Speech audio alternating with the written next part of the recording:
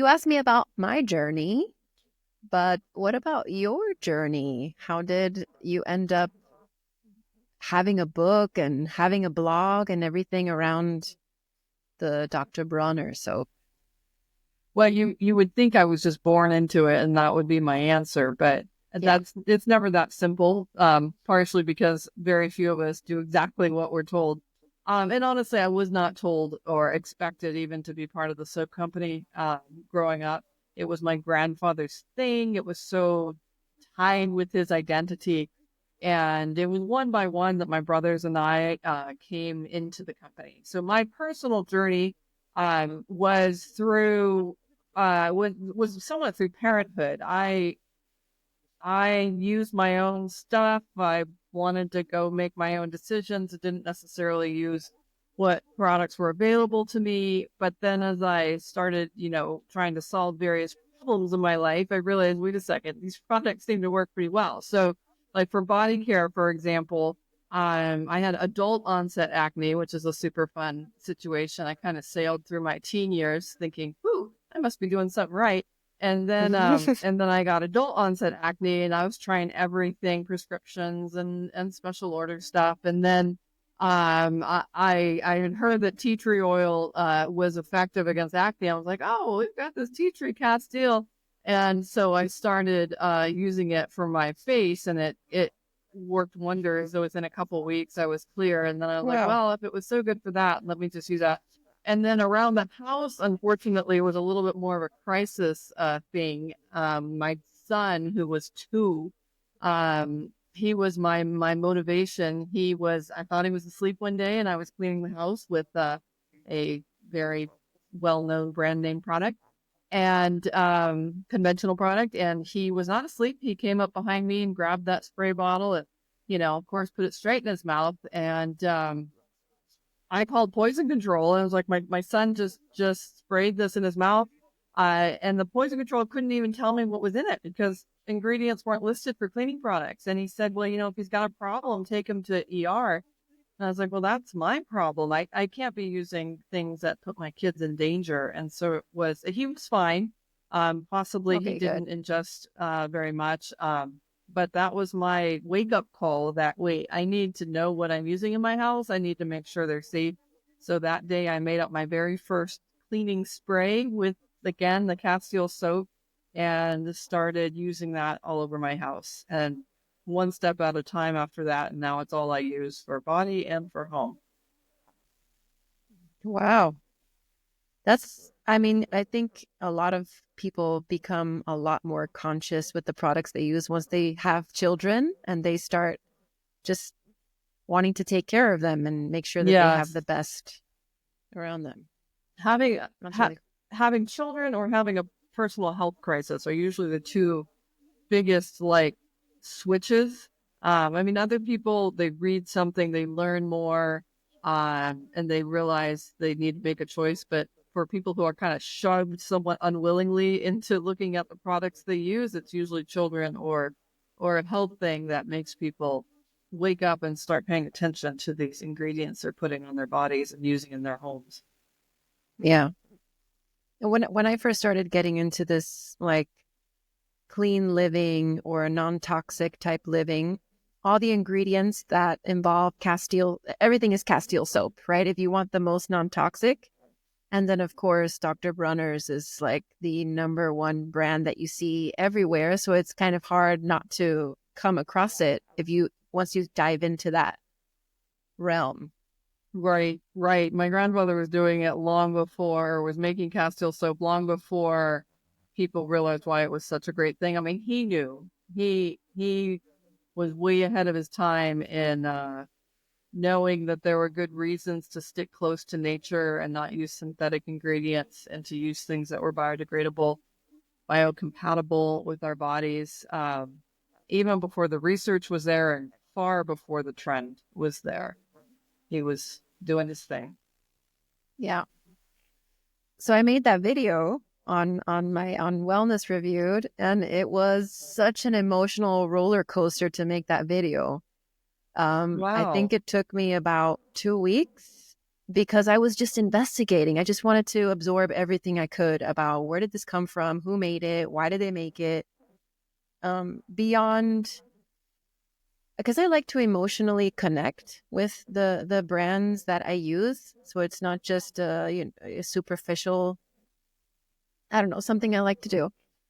And as I learned about the history and the reasons behind it and the struggles and the resilience and the persistence and everything everything behind it, the intention, I was just like, oh my God, this is an amazing soap, but also so much more than that. And then I read about you and your brothers and your book and the things that you're doing around the world.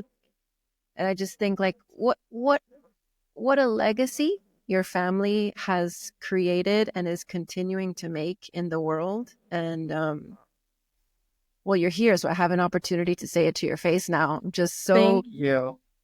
yeah, it's, Thank you so much. Your thank video was, you. I mean, we come across a lot of people talking about our soap because it's been around a while and it's kind of different with the label and everything. But your video was so thorough. It almost worked me out of a job because you have so much of the information in the video that I try to provide to people. You have it all right there in such a engaging way. I was like, wow, there we go. My work is done. Let me move Yeah. on to the line. Yeah. But I mean, not really, because a lot of people still don't know how to use it. I mean, they may know about the history and that it's available and where it comes from and all that, but that's what I really liked about your book, Soap and Soul, which I don't have a copy yet. I need to do that. And I read that you started the blog because you were, you know, trying to put together this effort to teach people how all the different ways. I mean, it says 18 and 1 on the bottle, but I'm pretty sure most people just use it as a body wash, Right. And right? I would encourage people to do that. Sometimes if we dive into all the other uses, I forget to focus on the fact that it is a body wash. Please wash your body, your hands, your face. As I said, washing my face with it was actually probably the first way I used on my family soap, primarily. I now wash head to toe with it, including my hair. It's just different though. We're used to, I mean, it comes down to chemistry, and I talk about chemistry a lot because soap is chemistry. Um, you know, it's not an uncommon question for me to ask if our soap has any chemicals in it. Like, well, yes, soap is a chemical. But people are looking, of course, whether it has anything toxic or harmful or irritating in it, and that's different. But yeah, when I started writing, I realized my topic was something that is ubiquitous. We all clean ourselves and our world around us, and we're trying to take care of ourselves. But at the same time, it's also kind of invisible. Like, we don't necessarily look at the ingredients in the products we use every day. We don't think about what impact they might be having on our lives. We buy them because they're a good price. They have pretty packaging. We like the smell or Yeah. the color. None of that has anything to do with the functionality of the product, and none of it has anything to do with what's actually in it. Um, we might buy it because we like the advertisement that we saw for it. And so to get people to think about these things that are kind of invisible, even though we use them all day, every day, they're probably one of the most, you know, aside from food, like the biggest consumer used product is our personal care. Um, Mhm. and yet people don't think about it. So until they have a crisis or until they read something really compelling, and then they realize, wait a second, what is it I'm supposed to be doing here? And then I'm glad to be able to provide people with information, that there is information to know. You can understand these products. You can understand the ingredients. It's a lot simpler than you think it needs to be. Yeah. And I hate that idea that, well, you should just trust the experts who know more than you, and you can't, you, the consumer, can't understand it. Just trust us. That's not where I'm coming from. I want people to know themselves. Yeah, I want them to know what we're doing, why we're doing it, why we make products the way we do, and with the ingredients that we do. because that's the most compelling reason of all. When people understand the why and the how, they know that they're not just relying on somebody that says trust us, but they can actually learn it for themselves, and that's what I'm going for. Yes. I love that. That is my favorite. And when I saw the video of you touring the factory and I saw that it was just so like when you think of when I think of a factory, I don't think it looks like that. I imagine that it's probably not as clean. It's probably not something you want to put on camera. And then I just saw everything was so intentional, and I don't know. To me, it was very like, wow, I love this. Like, even their factory is amazing, you It know? really is. And I really wish we could open it up for public tours. We absolutely do not have the space. There's no place to walk through that you're not, having to step aside for a forklift. And even more so now than when I made that factory tour video. I think I did the liquid one 6 years ago and the bar soap one 3 years ago. Um, it's, it's just really packed in there, but it's like the closest I think I'll ever come to Willy Wonka's chocolate factory. Yeah, It's just exactly. it's really neat and it's really nifty. Yeah. It's really cool. And I wanted to chat with you about this on a channel about retreats because I think this is definitely the audience of people that are going to be more receptive to, learn about this alternative, or I mean, is it really alternative these days? But just, choosing something that's more intentional, more mindful, more conscious, non-toxic, um, especially in retreat centers. I was thinking that Right. is a great space to have Dr. Bronner. So, Right. Well, I would think that somebody who's prioritized retreats and a time of withdrawing and tending to themselves is probably going to be somebody who's more intentional, more mindful about every aspect of their lives. So, and that's, I mean, people come to healthy products from a variety of spaces. As I said, sometimes it's a crisis, but sometimes it's just a desire to be more intentional in their lives. And I'm so glad to meet people there, and I'm so glad that I can provide them with what I know is excellent and healthy for them. mhm. I have some questions around like can you share some of the different ways like if you were in if you think about a retreat venue, what are some of the different ways that you could use the soap? Right.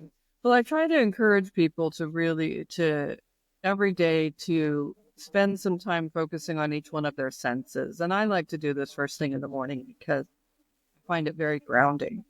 And the soap is generally where I center this when I am in my morning shower or washing myself in the morning because I'm so sorry. I have a cat that is Oh, I was enjoying like, the computer. what's going on? That's what, here. Everybody can meet Ginny. This is Ginny.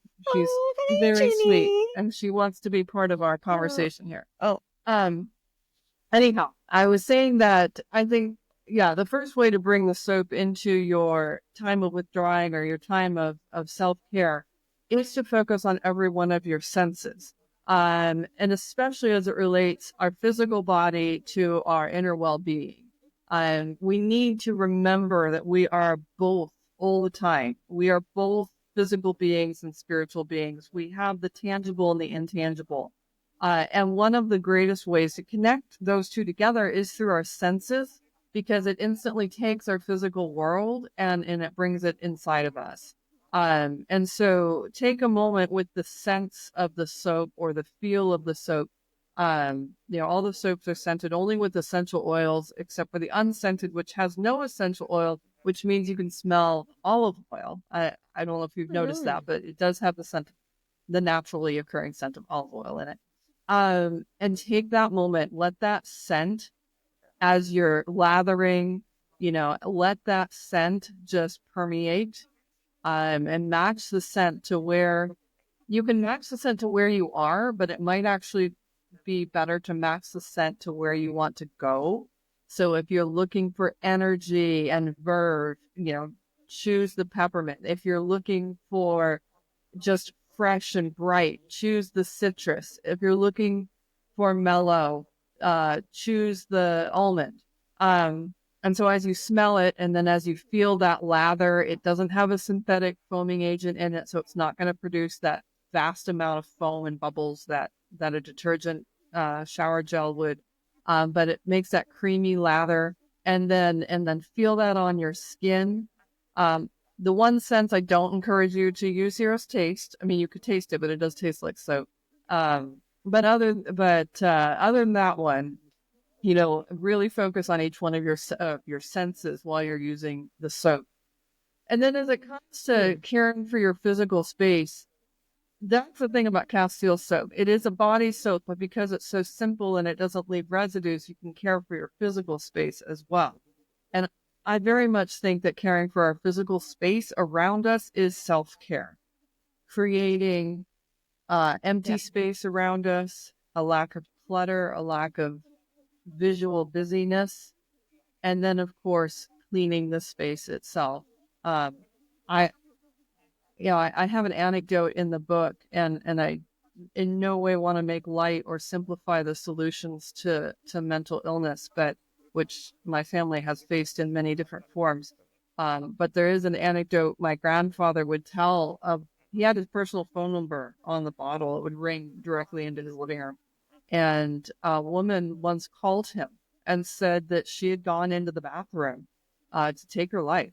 And somehow a bottle of our soap was there, my grandfather's soap, and his number was on the bottle, and she called it. And he told her, what I want you to do right now without thinking is clean your house and call me back. And he waited, and she called him back, and then they talked at length. And they were connected for many, many years after that. And she said that was transformative for her. But I always found that his first advice to her was so profound that caring for our external spaces, there's something deeply settling about caring for ourselves as well.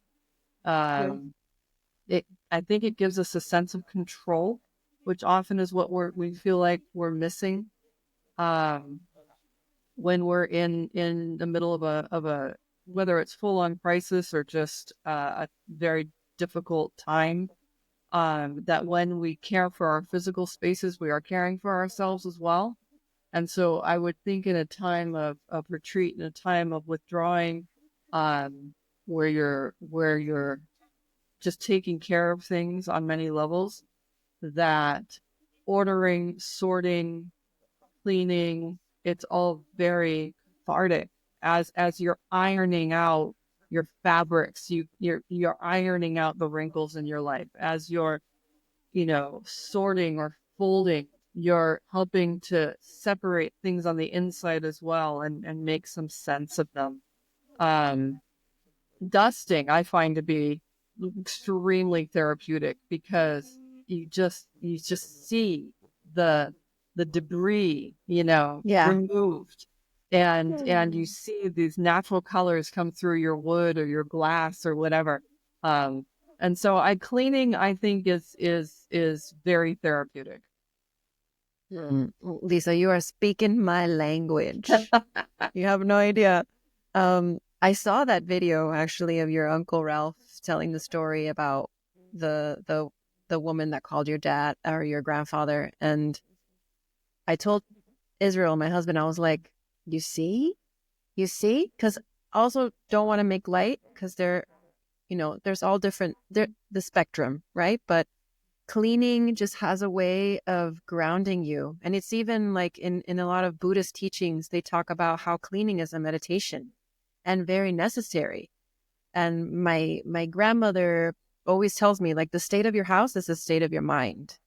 So I can relate to feeling like, especially in a retreat, you want the space to be zen, minimal, spacious, to create the space for you to experience it.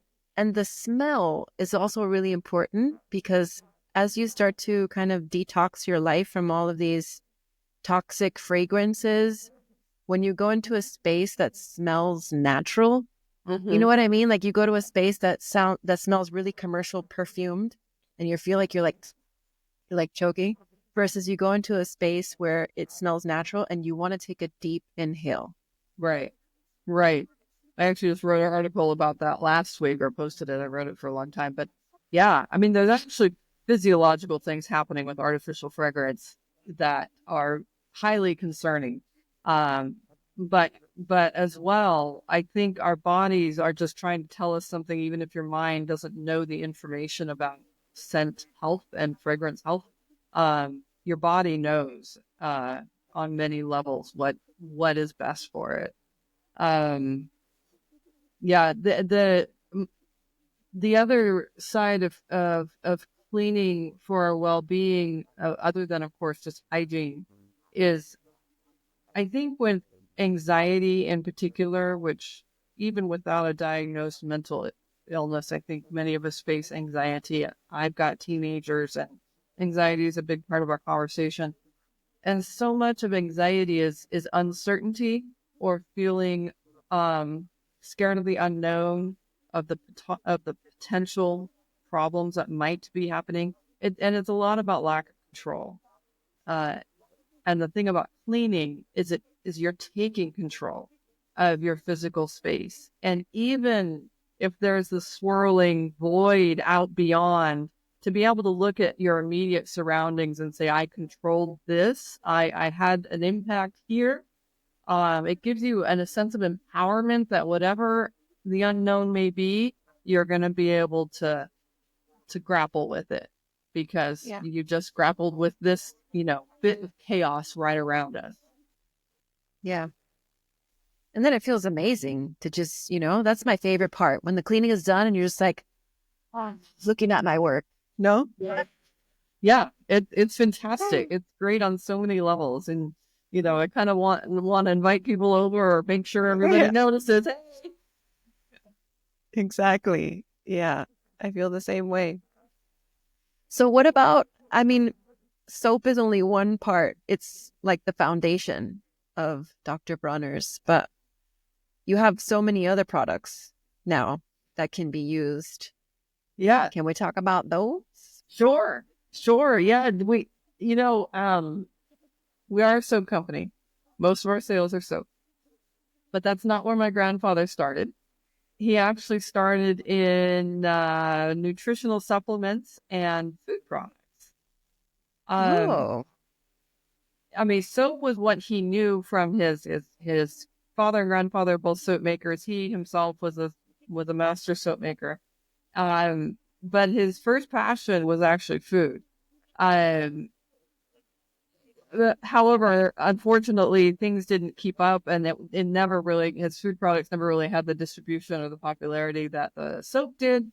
And then when food laws kind of, he didn't really like to pay attention to them, and so he kind of got into a bunch of trouble around the food. But so we had to take a break from food for a while, from nutritional supplements and food. When he passed away in '97, it was probably within a year that we discontinued the food. There weren't many left. But we went back into the food realm in two ways, and you can see it over my shoulder. On the top shelf is our virgin coconut oil. All right. And this one, everything we do is tied to the soap in some way. So coconut oil is actually the number one ingredient in our soaps. And we source our ingredients very highly. And so we were sourcing our coconut oil from a sister company that we helped found to make sure that it was at the standard we demanded. It's organic, it's fair trade, it's now regenerative organic certified. And this coconut oil itself was so great, and it was all going into the soap, that we thought, what, we also need to sell this coconut oil by itself. And Yeah. so that's how the coconut oil came about. It's coming from Sri Lanka, from our sister company there, Serendipol. And then on the bottom shelf, it's not very clear behind me, but I have 4 of our chocolate bars. And our chocolate is tied to our palm oil production in Ghana. It's another sister company we have called Surrender Palm. And palm oil is a tough ingredient in our world because it's the most popular, most used vegetable oil in the world because it is so versatile. But because it's in such high demand, it's been produced horribly, very destructively to the environment, to habitats, especially for large primates like orangutans. And to the extent that people have said palm oil needs to be gotten rid of. But unfortunately, if we just Yeah. get rid of the palm oil, people are going to grow some other oil just as bad. We need to change the way it's grown. So that's what we started doing in Ghana with Surrender Palm. We own a mill. We are not farmers. We work with smallholder family farms and teaching, education, support while farmers transition into organic certified, fair trade certified, now regenerative organic certified, walking with them. And one of the techniques that was used or is used is biodiversity dynamic agroforestry, which is the idea of farming like nature, intercropping, uh, using nature's own defenses against pests, against invasive species of plants. And so our farmers were intercropping with all these fantastic crops like legumes on the ground and the understory of citrus and cacao and banana and cassava and then the oil palms, which is what we were after. Then they've got the tall timber trees up top. And so the farmers were producing all of these other ingredients, including cocoa, and they were selling it. It's organic fair trade cocoa. So they were selling it to chocolatiers in Europe. And eventually we thought, hey, we could use that. And so we came out with our line of vegan chocolate bars. They are dark chocolate. We have 7 dark chocolate flavors and 3 vegan oat milk chocolate. They are incredible. So those are our 2 food products, are the chocolate and the coconut oil. But then we have a Nice. whole range of other personal care products. We have these amazing magic balms that I'd never travel without. There's an unscented magic balm and an arnica menthol magic balm.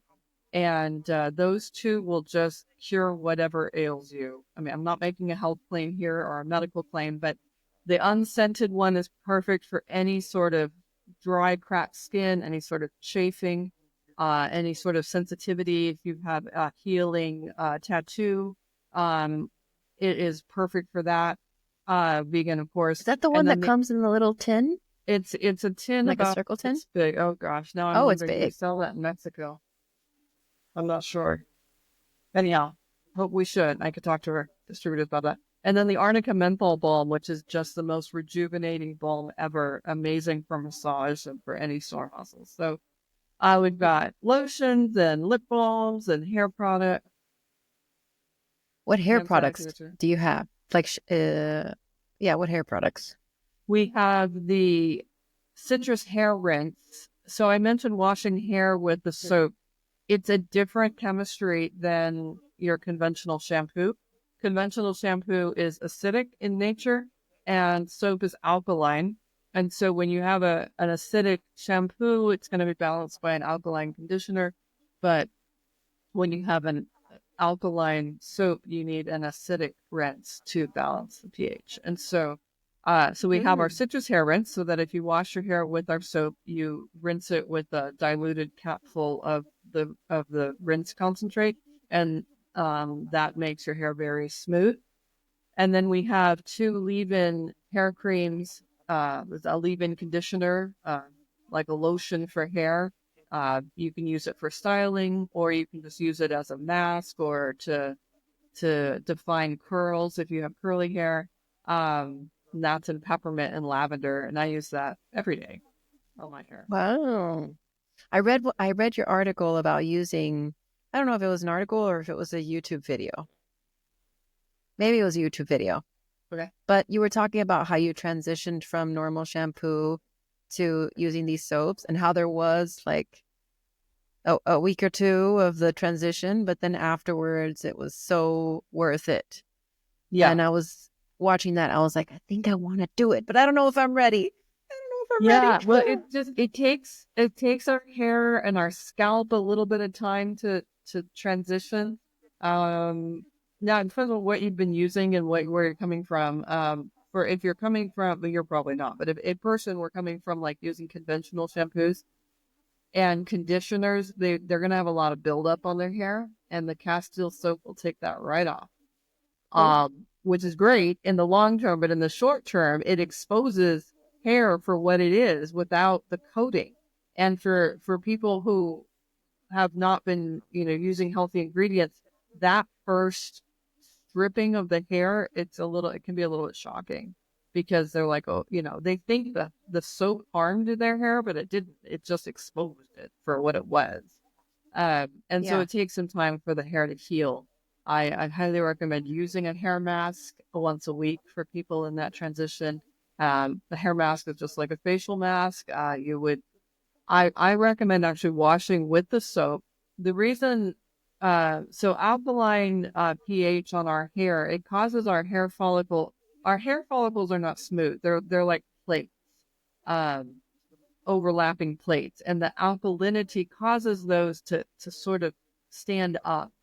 I've heard people describe it like if you just wash your hair with the soap and don't use an acidic rinse. I've heard people say it makes their hair feel sticky or tacky, and it's almost like a Velcro type where it's sticking up.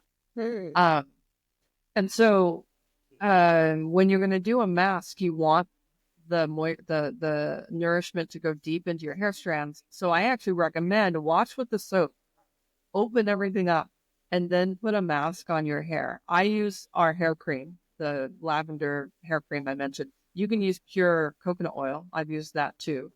And let that sit on your hair 10 minutes minimum. You could go hours, you could go overnight. Put a put a towel on your pillow though, because you've just put oil on your. Anyhow, really moisturize, replace, whatever your hair has lost through neglect. And then using acidic rinse to calm those platelets back down and seal in all the goodness. That really helps the transition process. Okay. You're convincing me. I'm feeling Okay. convinced. I really want to try it. Um, yeah.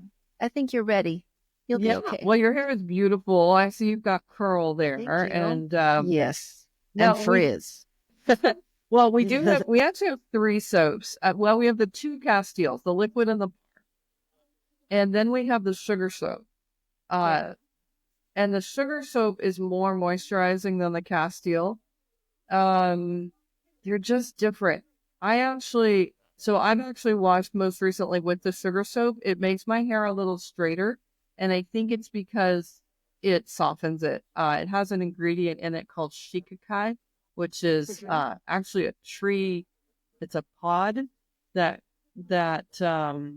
grows on an acacia tree, and they grind the pod up, and it creates a powder, kind of like cinnamon in its texture. And it's a natural softener to skin and hair. It's long been used in Southeast Asia for personal care. And so the sugar soap has this shikakai ingredient, and it makes the hair even softer, um, and makes my hair a lot straighter. If I actually want more curl in my hair, no, my hair is not curly at any time. But if I want a little more wave in my hair, the Castile soap makes my hair a little bit more wavy. It's a Mm, simpler soap. good to know. I Yep. think taking it back to retreats, I think that all of these products make great gifts too, especially as a way of like helping people dip their toe into different things. When we did the retreats, we did like 5 retreats back in 2017 and 2018.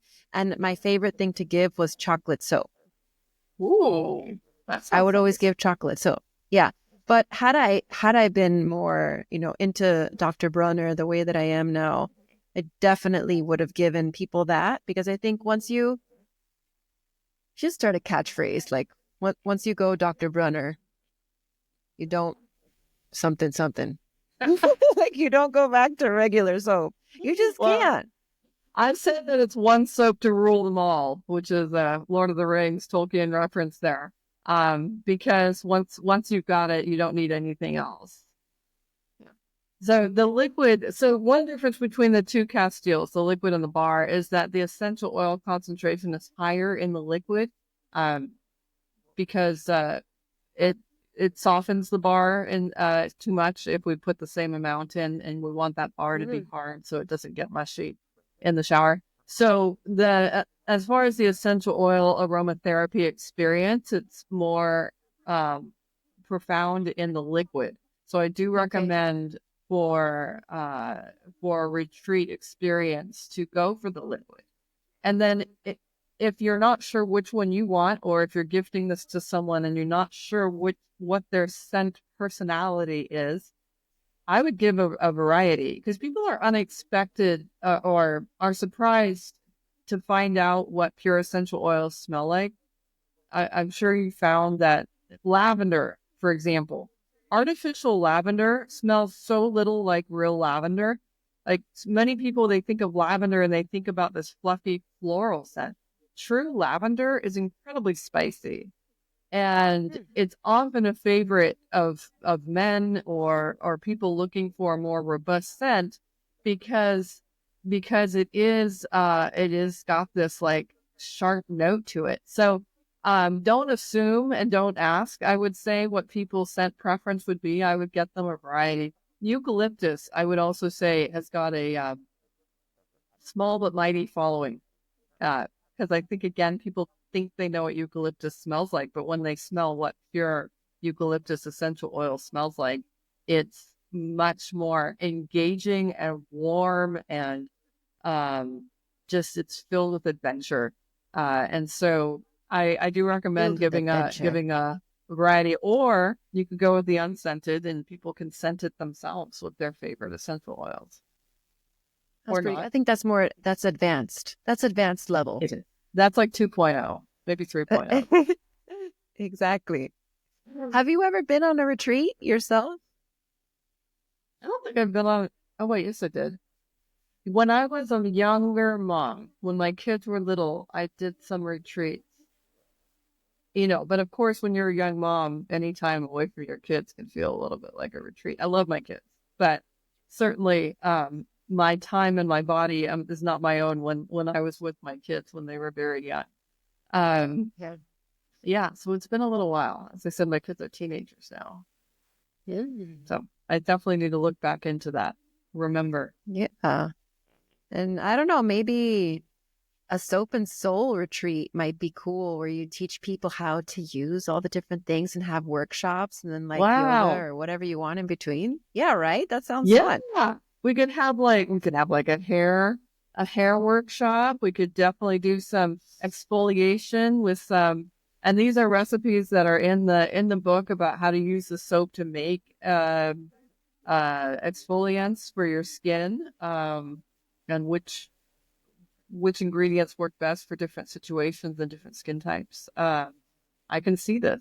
And you're talking about a chocolate soap. We don't have a chocolate soap, which maybe is an obvious thing that we need to look into. We have chocolate and we have soap. Yeah, might need to. Yes. I first found the chocolate soap in Mexico because my mom is like, she's just obsessed with smells and she loves scented things. And she's like, ooh, why don't you get them a chocolate soap? And I was like, ooh, that sounds decadent. Yes, let's do it. The chocolate soap. So you already got the soap and you got the chocolate. Right, right, exactly. Well, cocoa butter is a fantastic skincare ingredient that we Mm. don't actually use in any of in any of ours. So Badger Balm has a fantastic cocoa butter lip balm. Then they're good friends of ours. I'm gonna So think collapse. about that. Mm, see, this is a maybe cool question. What are some surprising or lesser known uses of the soaps? Yeah. Yeah. Well, that's where like the 18 and 1, my grandfather raised that number over the years. Like if you look at the history of his labels, there was like the 4-in-1, the 9-in-1 soap, the 13-in-1, and then I guess he liked prime numbers for a little while. Anyhow, and then he ended up with 18. And then honestly, I think it just stopped raising that number. We do have a list of 18 official uses, and I think there's a YouTube video on the Dr. Bronner's channel that has that. But honestly, you ask any person in the family, and they'll have a different number or a different 18. Um, so some of the things that I've learned, and I love that I get to engage with people the most because I'm got my social channels, Facebook and YouTube and my website, so I get to hear from people all the time. And so people tell me what they've watched with the Castile soaps.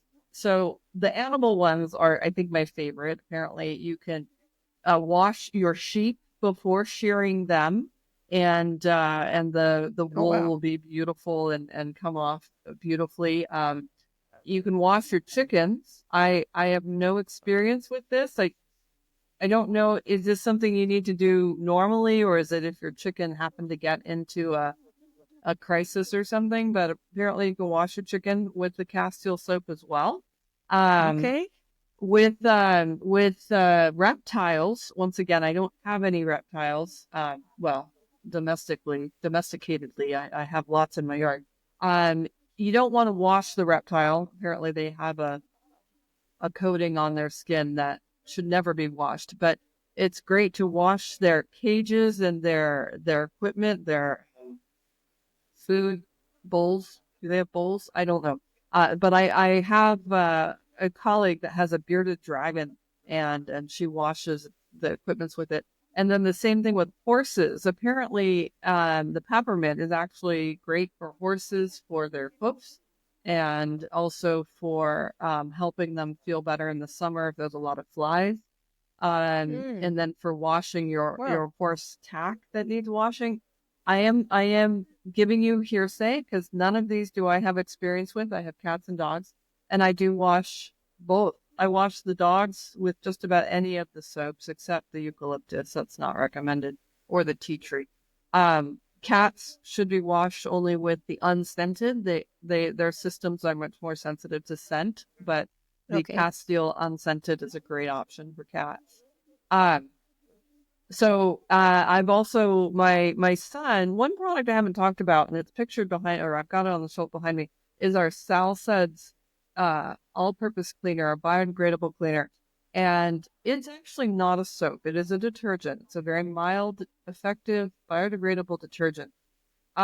Certain situations, the soap isn't ideal. One is in hard water. If you're washing something shiny, your car, um, glasses, windows, with hard water, the soap you'll only notice this on something shiny, but true soap reacts with the calcium and magnesium in hard water, and it can leave a film that makes it not shiny.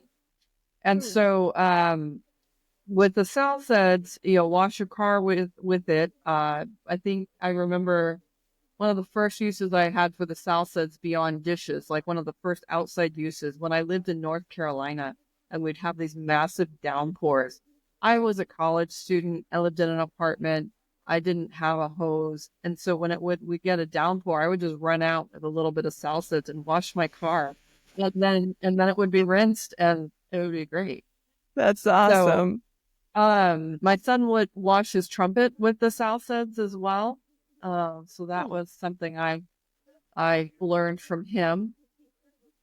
Um, That's they're cool. pretty much, I can't think of a single thing that you can wash that can't be washed with the Castile soap or the Salsuds if it's something shiny.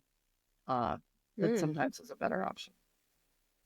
I think the sheep and the chicken was the most surprising to me.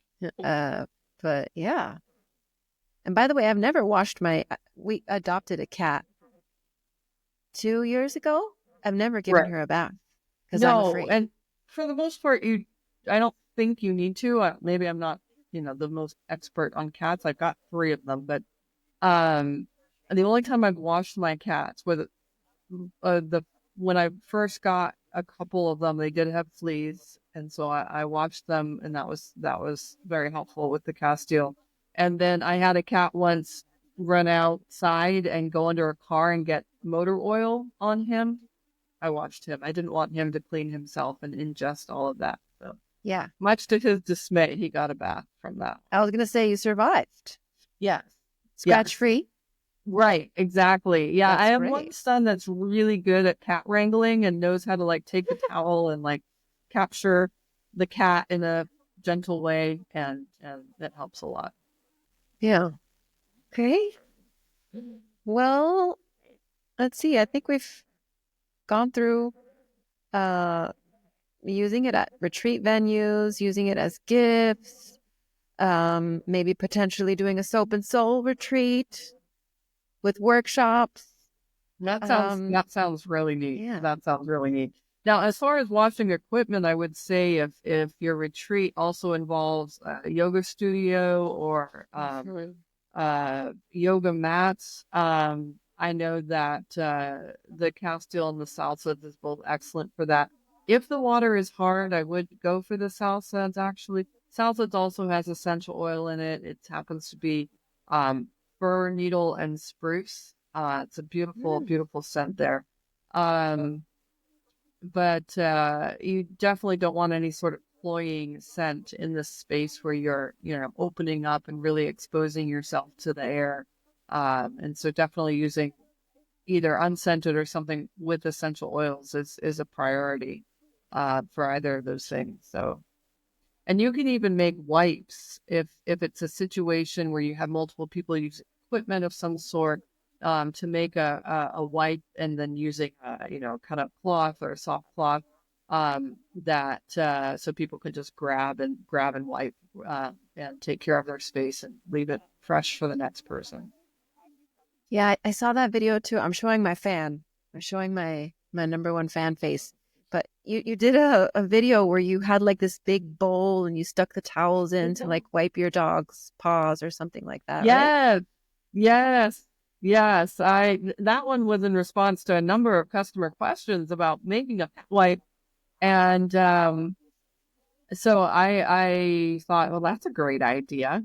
Yeah, and Yeah. so my dog Sadie got to be my model for that one because she's got white paws and it showed up really well. I also have a black dog, but you can't see the dirt on her as well. True. And for the salsas, it's also a like a laundry detergent, right? Yes, yes, because the salsa is, once again, it's so simple and it doesn't leave any residues. You can dilute it for many different things. Sometimes I call it our house cleaning concentrate.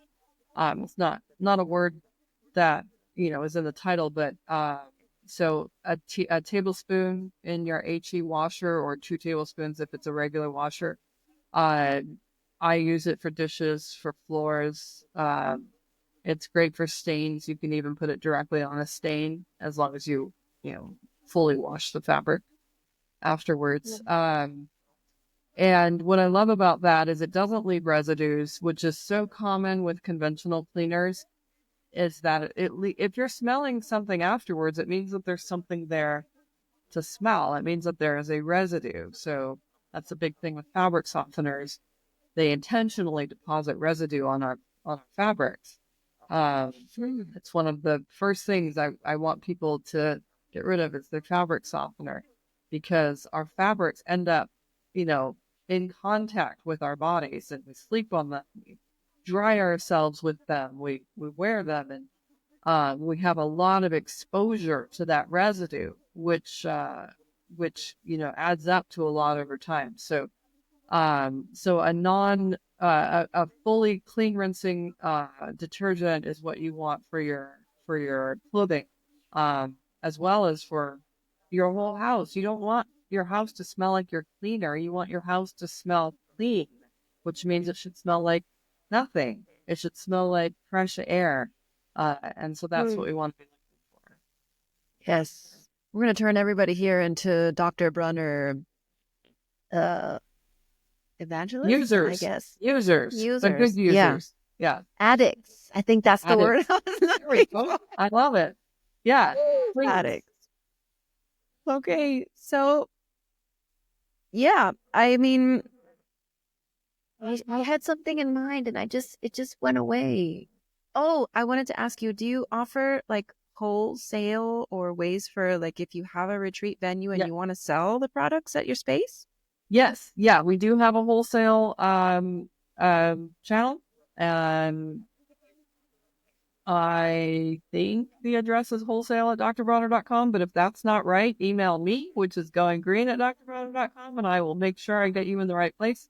Or you can just reach out to Dr. Bronner's in general, info at drbronner.com, and they'll get you set up there.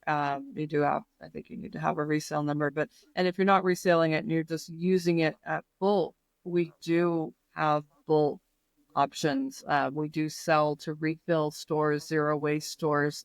And so we do have a refill um, setup where it's a 5-gallon jugs of the Castile that we can send out. And then when they're empty, you send them back and we refill them. So, uh, That's really cool. although I think that's only set up for in the States right now, I don't know what we have available over or Mexico or elsewhere. Okay. Well, I mean, there's lots of people here that have places in the U.S. and then just like all over. I think we have someone in Sweden, in Bali, in Morocco. So it's time to branch Yeah. out. Well, we do have distribution in 44 countries. And so if somebody does have a center or a retreat space elsewhere and are looking for our products, I mean, please reach out to me and I'll connect you with our local distributor. That's always the best way to access rather than shipping from the US in small amounts. So um, there are very few places we don't have distribution. So I say that, and probably one of them's going to pop up here, but hopefully we can get everybody set up.